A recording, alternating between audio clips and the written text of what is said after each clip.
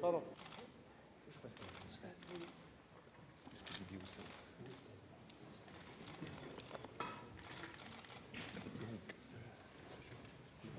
Les mesures dans ces zones sont les suivantes. Les maires étant informés et les 8 vétérinaires concernés ayant été mobilisés. Inspection clinique périodique des volailles dans tous les élevages et, si cela est nécessaire, des prélèvements. La mise en œuvre dans les exploitations des mesures de désinfection des entrées et des sorties pour empêcher les contacts directs et indirects avec d'autres volailles et oiseaux captifs. Les sorties de volailles et autres oiseaux captifs des exploitations concernées sont interdites. Enfin, il est fait un contrôle actif de la population d'oiseaux sauvages.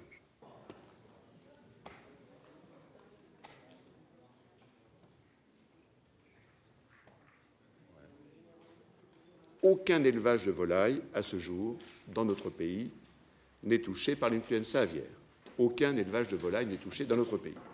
Le cas découvert, il faut bien le faire savoir à nos compatriotes, c'est un oiseau sauvage. Par conséquent, pour l'instant, nous n'envisageons pas de mesures d'abattage de volailles, puisqu'ils ne sont pas touchés.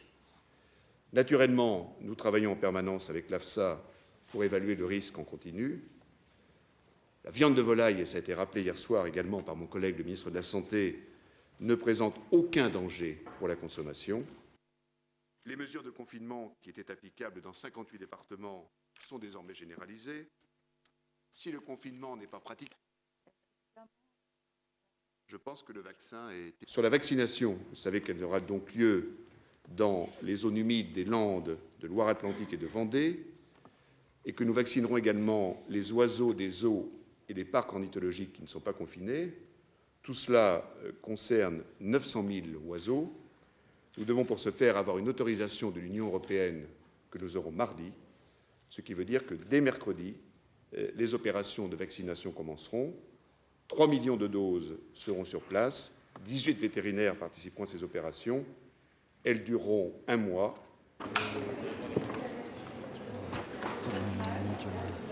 Pardon. Bon week-end.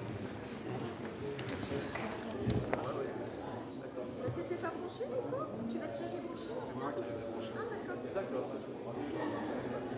C'est un mec bien tiré de cheveux. Ah, c'est une bonne raison.